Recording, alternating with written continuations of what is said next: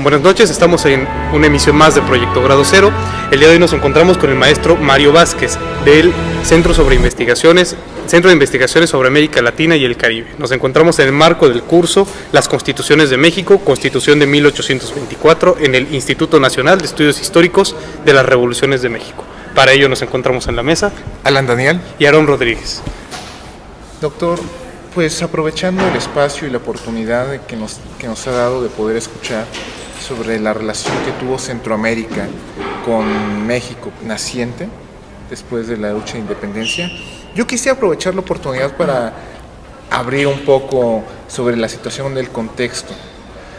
¿Por qué no podemos hablar de una situación de guerra de independencia en Centroamérica? Creo que es algo importante para poder saber por qué esta diferencia de posturas después de la independencia de México. Mira, en Centroamérica no hubo guerra de independencia.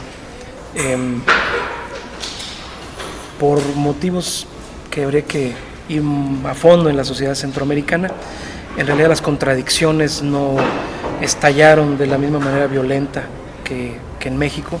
No hubo un movimiento insurgente, no hubo un liderazgo que impulsara una ruptura radical con España, y lo que sí hubo en cambio fue una vocación muy política, digamos, de los dirigentes criollos, que optaron más bien por intentar la vía de las reformas, participando activamente en los debates parlamentarios en España. Esa fue como la opción que ellos tomaron, más bien una opción política. Ellos prefieren más bien la integración que la proclamación de independencias directas e inmediatas, como ocurrió con el caso del Ayuntamiento de la Ciudad de México.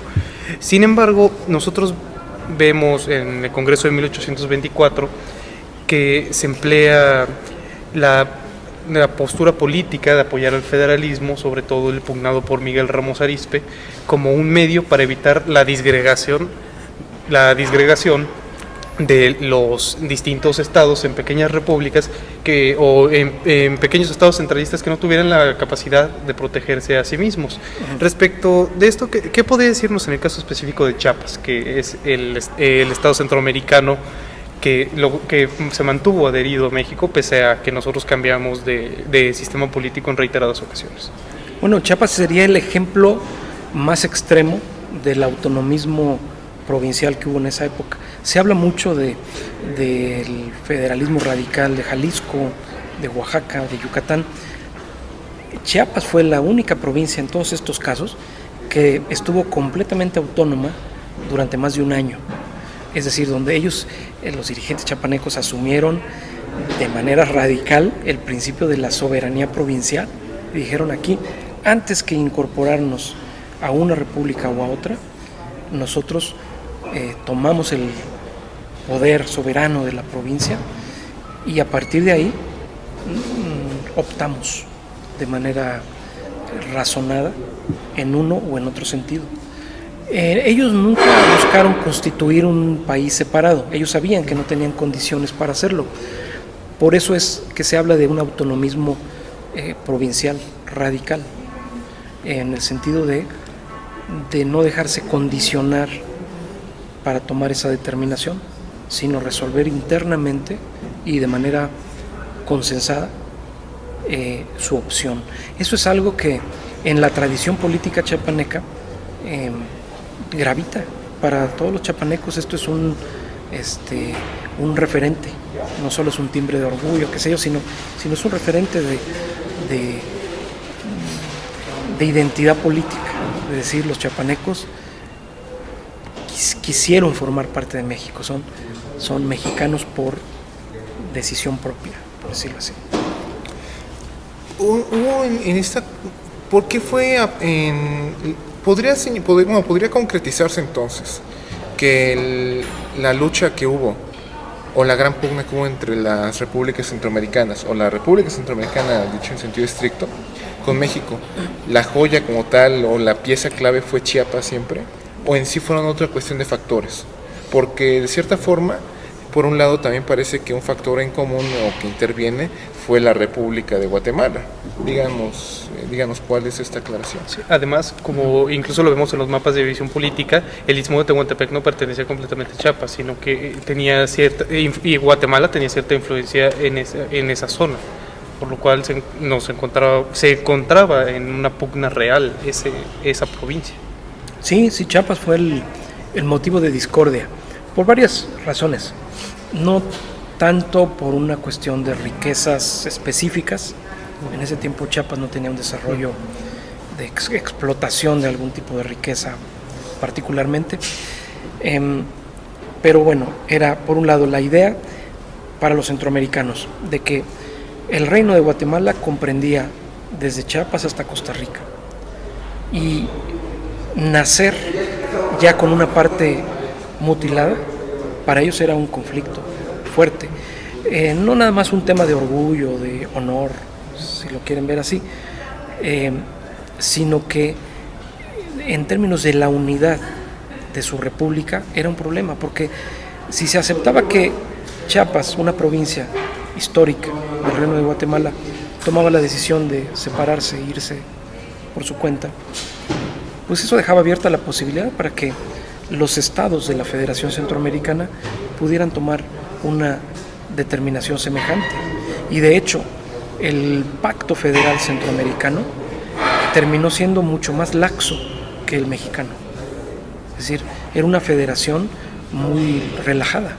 Y al final el desenlace de esa república fue precisamente que se separaron los distintos estados. Cada quien jaló por su lado, bajo el argumento de la soberanía de cada estado. De la misma manera que Chiapas había actuado en el año 24, como quien dice, Chiapas puso el mal ejemplo. Podríamos llamar entonces Sí. que se conformaron de manera federal, de manera provisional.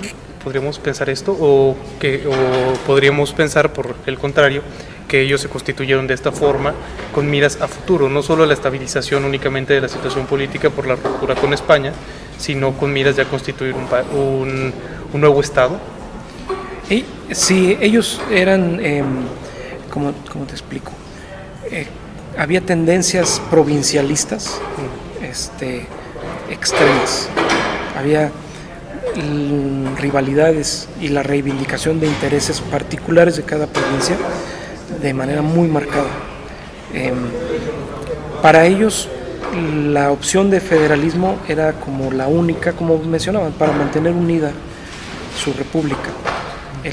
No tenían otra opción que el Pacto Federal,